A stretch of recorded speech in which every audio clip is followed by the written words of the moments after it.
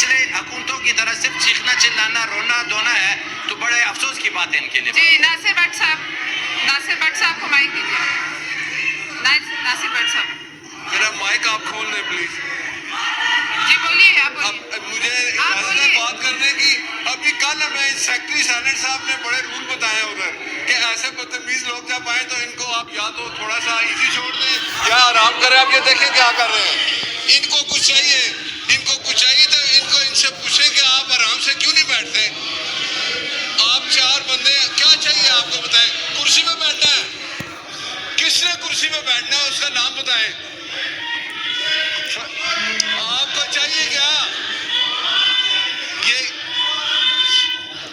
आपने अगर इधर आना है तो हमारे साथ बैठे।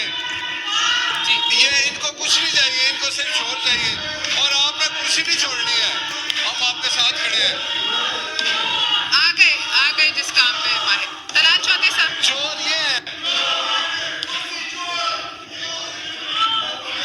और तुम्हारा हक यही है। चेयरपर्सन, इसका बेटा है। मैं तो